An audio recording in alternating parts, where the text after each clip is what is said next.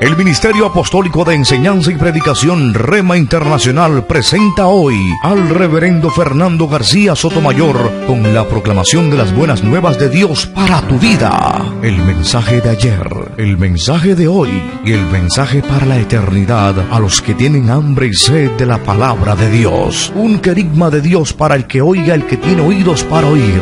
Escuche el dabar del Eterno a las naciones. Ahora es el tiempo para recibir el rema del Espíritu Santo a tu espíritu. Escuchemos con fe la memra del Señor para el alma.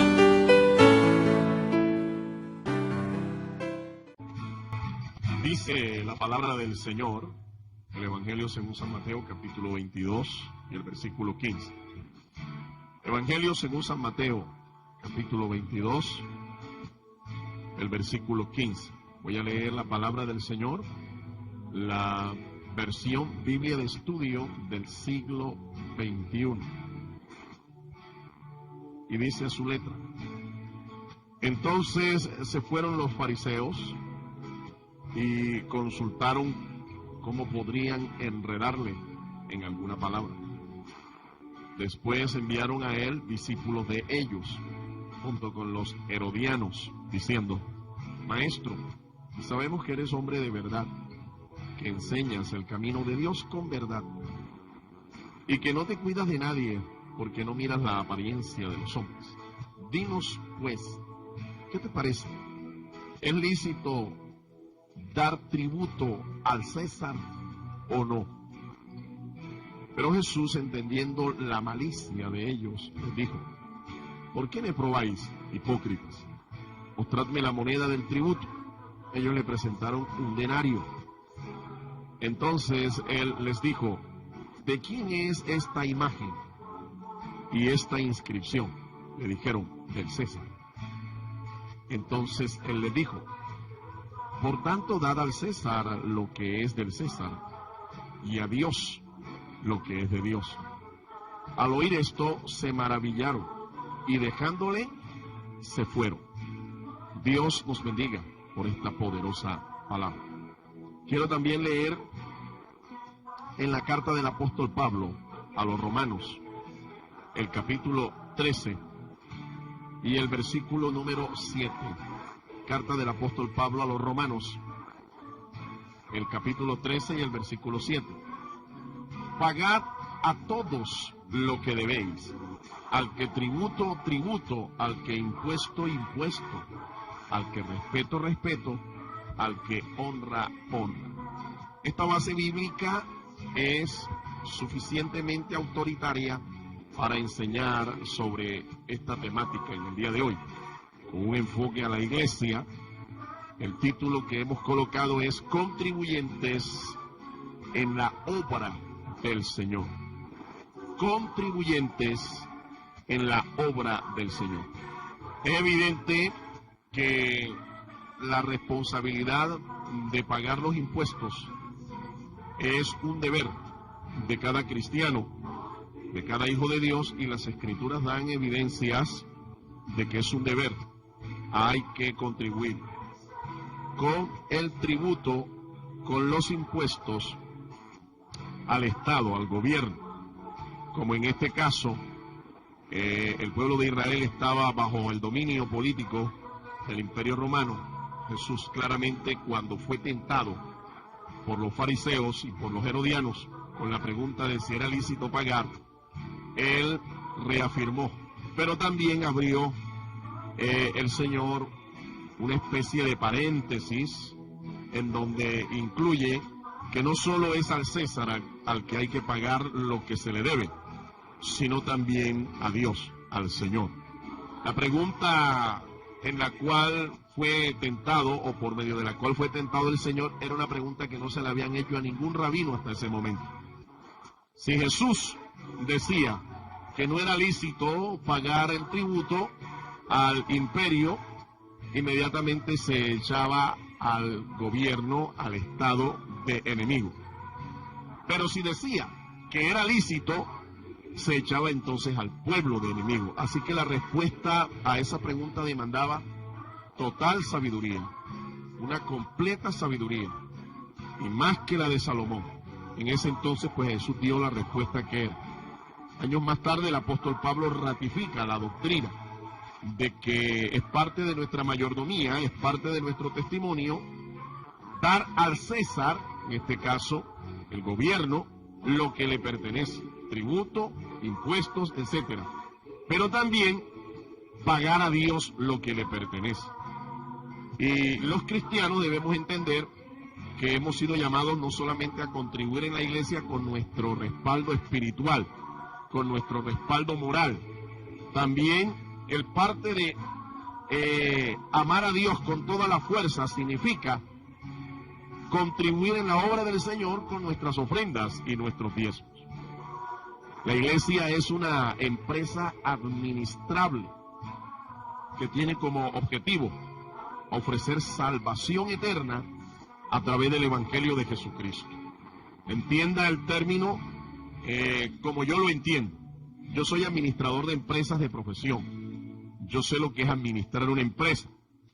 La iglesia es como una empresa que administra recursos, administra de toda clase de recursos. Dentro de los recursos que ella administra están los aportes económicos de sus miembros, que se reciben por medio de los diezmos, las ofrendas, las promesas, los votos, etc. Todas estas cosas la iglesia administra, además de otro tipo de recursos también. Al igual que una empresa secular, la iglesia del Señor administra recursos espirituales, talento humano, etc. Al hablar de este recurso, el recurso financiero, nosotros podemos decir que tiene amplios significados. Cuando se habla del diezmo, usted tiene que saber a qué se refiere exactamente. En primer lugar, el diezmo es su contribución económica a la obra de Dios. El diezmo es su contribución económica a la obra de Dios. Por eso el diezmo debe ser pagado sin defecto alguno. La Biblia dice, indefectiblemente diezmarás. Deuteronomio 14:22 en adelante, las escrituras lo dicen. Eso quiere decir que lo que se ofrecía a Dios o lo que se pagaba a Dios por diezmos, en este caso de animales o vegetales, debía ser sin defecto. Nada de frutas podridas, nada de animales enfermos, toros defectuosos, cabras enfermas, ovejas enfermas. No, debía ser sin defecto. Ahora, para efectos nuestros, para aplicación nuestra, eso significa que cuando yo voy a pagar las ofrendas y los diezmos en la iglesia del Señor, debo tratar de colocar billetes nuevos, billetes en buen estado, no esos billetes arrugados y hediondos que a veces se colocan en las ofrendas, en el ofertorio de las iglesias. Billetes que cuando usted lo coge con la mano, le queda la mano hedionda, le queda la mano sucia. Esto no debe ser así, porque lo que se da para Dios debe ser sin defecto alguno. Deuteronomio 14, eso lo enseña. Léalo en su casa y usted puede comprobar eso. Es sin defecto alguno. Y peor en el caso de algunos, y eso lo sabemos, ya tenemos el testimonio de que colocan en el ofertorio de la iglesia, han colocado billetes falsos o monedas que no son de aquí, del manejo local de nuestra nación, de nuestro país, o monedas que ya dejaron de circular hace rato. Eso es un pecado delante de Dios, porque a Dios no se le dan estas cosas. A Dios se le da lo mejor, sin defecto. Debe ser sin excusas. Malaquías capítulo 3, versículo 10, el profeta claramente dice, traed los diezmos al alfolí. Traed los diezmos al alfolí. ¿Qué es el alfolí? Antiguamente el alfolí eran unos depósitos que se construían al lado y lado del templo, unas especies de despensas, en donde los diezmadores traían lo que le ofrecían al Señor en especies, y en esos depósitos se almacenaba en montones los diezmos del pueblo. Hoy en día no se tiene templo Y algunos han tomado esto como excusa para decir que no hay un templo en Jerusalén y que por lo tanto no se debe traer el diezmo a la casa de Dios. Tampoco existe un sacerdocio levítico, ¿sí?, al que se le paguen los diezmos. Pero quiero aclarar que esto no es excusa para no traer los diezmos al Señor, porque el diezmo que paga la iglesia de Cristo es un diezmo melquisedético, no es un diezmo levítico, es un diezmo melquisedético. Quiere decir, un diezmo semejante al que pagó Abraham al sumo sacerdote Melquisedec. Y en ese tiempo no había sacerdocio levítico, ni tampoco había templo, pero Abraham pagó los diezmos. Así es que eso no es excusa para no pagar los diezmos al Señor. Ahora, no hay alfolí, pero existe lo que se llama la tesorería de la iglesia. Así es que los diezmos hoy se traen y se pagan en la tesorería de la iglesia. La iglesia dispone de ofertorio en donde colocar estos diezmos y allí se colocan. Y hay un tesorero, hay un administrador de estos recursos y la iglesia debe y tiene el derecho de saber cómo se administran estos recursos. Por eso no hay excusas. El diezmo debe pagarse sin excusa alguna. Debe ser además completo. Completo quiere decir que no es una parte la que usted va a dar al Señor de los ingresos que ha recibido. Es la décima parte. Debe ser completo. No es el 5, no es el 3, no es el 1, no es lo que tú crees, no es lo que tú piensas, no es una ofrenda, es la décima parte. Alabado sea el nombre del Señor. Capítulo 27 del libro de Levítico, versículo 31, lo dice así: hay que pagar el diezmo. Se puede rescatar algo del diezmo, pero debe ser completo. Y esto se hace cuando se va a devolver el diezmo, se debe restituir la quinta parte o el 20% de lo que usted tomó. Mas no debe usted tomar el diezmo completo. Solo por cuestiones de calamidad doméstica se permite que uno pueda redimir algo del diezmo, tomar algo del diezmo, y después cuando lo va a restituir debe añadirle el 20% de lo que tomó, porque eso es lo que enseña la palabra de Dios. Levítico 27, 31. En segundo lugar, diezmar es un mandamiento de la palabra de Dios. Esto es para todos los hijos de Dios. Definitivamente aquellos que no pagan diezmos lo hacen porque en realidad su naturaleza les indica que son hijos de Dios. Pero los que no pagan diezmos, definitivamente no podemos considerarlos hijos de Dios, porque los hijos de Dios no son ladrones. Los hijos de Dios no roban lo que es de Dios. Los paganos incluso a veces diezman a la obra del Señor. Y Dios los bendice porque es un principio que Dios cumple. Si tú siembras, tú vas a cosechar. Ahora, los paganos no lo hacen normalmente porque ellos no son hijos de Dios. Los mandamientos que están en la palabra de Dios están establecidos es para que los obedezcan los hijos de Dios. Algunos lo hacen, como ya hemos dicho, lo hacen por una tradición y porque saben que Dios bendice, que Dios prospera, que Dios devuelve al 100%. Pero, repito, el diezmar es un mandamiento para los hijos de Dios.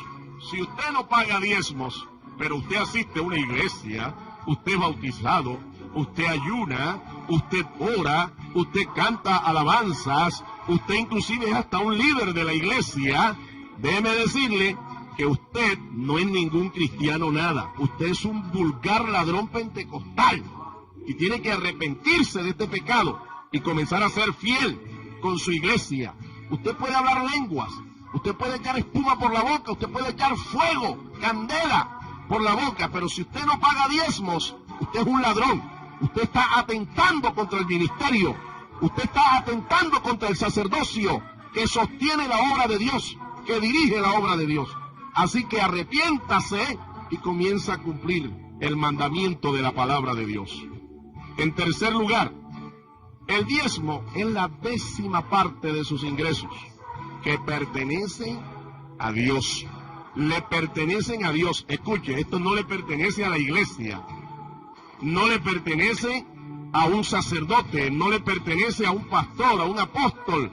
No, los diezmos le pertenecen a Dios.